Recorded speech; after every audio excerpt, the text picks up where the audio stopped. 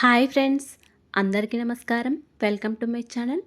ఈరోజు మన ఛానల్లో మరొక కొత్త రెసిపీ వచ్చేసి టమాటా పచ్చడిని ఎలా చేయాలో చూసేద్దాం. ఇలా చేసిన ఈ టమాటా పచ్చడి అయితే మంచి రుచికరంగా ఉంటుందండి. అంతేకాకుండా టిఫిన్స్లోకి మరియు రైస్లోకి కూడా చాలా టేస్టీగా ఉంటుంది. ఇలా మీరు ఒకసారి ట్రై చేసి చూడండి.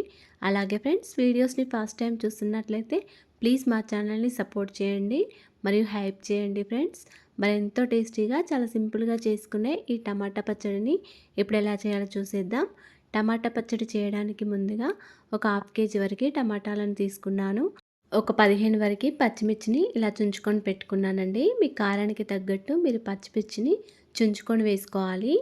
ఇప్పుడు స్టవ్ ఆన్ చేసుకొని ఒక కడాయిలోకి 1 టేబుల్ స్పూన్ వరకు ఆయిల్ వేసుకొని మనం ఇలా కట్ చేసుకొని పెట్టుకున్న ఈ పచ్చిమిర్చిని వేసుకోవాలి. ఇలా పచ్చిమిర్చిని మంచిగా ఫ్రై చేసుకోవాలండి. పచ్చిమిర్చిని ఆయిల్లో వేసిన తర్వాత ఒకసారి కలుపుకొని ఇలా మూత పెట్టుకొని ఉంచుకోండి. స్టవ్ని మీడియం ఫ్లేమ్లో పెట్టుకొని మూత పెట్టుకొని ఉంచుకోండి ఒక 2 మినిట్స్ వరకు. మళ్ళీ మూత తీసేసి మళ్ళీ ఒకసారి కలుపుకోండి. పచ్చిమిర్చి అనేవి ఈ విధంగా ఫ్రై అవ్వాలి. ఇలా ఫ్రై చేసుకున్న పచ్చిమిర్చి అన్నిటినీ కూడా మిక్సీ జార్లోకి వేసుకోవాలి. తర్వాత మళ్ళీ అదే ఆయిల్లోకి మనం కట్ చేసుకొని పెట్టుకున్న టమాటాలను కూడా వేసుకొని ఒక టీ స్పూన్ వరకు సాల్ట్ వేసుకోండి. ఇలా ముందుగానే సాల్ట్ వేయడం వల్ల మనకి టమాటాలు అనేవి చక్కగా ఉడికిపోతాయి. ఇప్పుడు దీనిలోకి ఒక పావు టీ స్పూన్ వరకు పసుపు, కొద్దిగా చింతపండు వేసుకోండి. అదేవిధంగా ఒక 3 టీ స్పూన్ల వరకు నువ్వులను కూడా వేసుకోండి. మీరు కావాలనుకుంటే పల్లీలైనా వేసుకోవచ్చండి. ఈ పచ్చడిలో పల్లీలు వేసుకోవాలనుకుంటే ముందుగానే ఫ్రై చేసుకోండి. పచ్చిమిర్చి ముందుగానే ఫ్రై చేసుకొని పెట్టుకోవాలి. ఇప్పుడు ఇలా అన్నీ వేసిన తర్వాత మొత్తం అంతా ఒకసారి కలుపుకొని స్టవ్ని హై ఫ్లేమ్లో పెట్టుకుంటూ ఒక 2 మినిట్స్ వరకు మూత పెట్టుకొని ఉంచుకోండి. మళ్ళీ 2 మినిట్స్ తర్వాత మూత తీసేసి కొంచెం కొత్తిమీర కాడలతో సహా వేసుకోండి. ఇలా కొత్తిమీర వేయడం వల్ల మనకి టమాటా పచ్చడి టేస్టీగా ఉంటుందండి.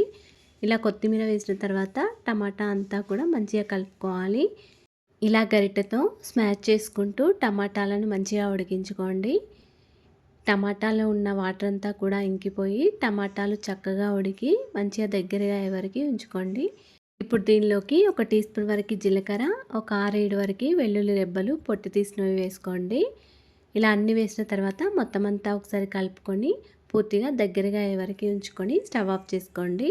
ఇది కొద్దిగా చల్లారనివ్వండి. ఇది చల్లారిన తర్వాతనే మిక్సీ జార్లోకి వేసుకోవాలి. ఇది పూర్తిగా చల్లారిన తర్వాత నేను మిక్సీ జార్లోకి వేసుకున్నాను.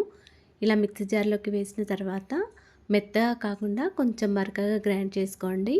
అప్పుడే మనకి పచ్చడి టేస్ట్ చాలా బాగుంటుందండి.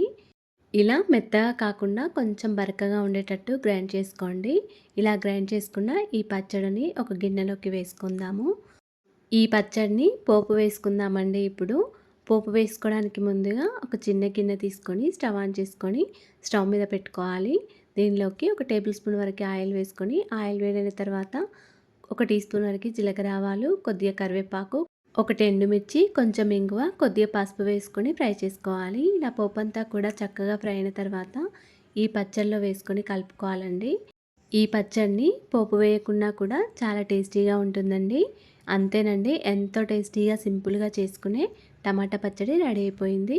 ఇలా మీరు ఒకసారి ట్రై చేసి చూడండి. ఈ పచ్చడి అయితే అన్నంలోకి, టిఫిన్స్లోకి చాలా టేస్టీగా ఉంటుంది. అలాగే ఫ్రెండ్స్, మా ఛానల్ని ఇంతవరకు సబ్స్క్రైబ్ చేసుకోకపోతే సబ్స్క్రైబ్ చేసుకోండి. వీడియో కనుక నచ్చినట్లయితే ఒక లైక్ చేయండి అండ్ షేర్ చేయండి. ప్లీజ్ మా ఛానల్ని సపోర్ట్ చేయండి. Thanks for watching.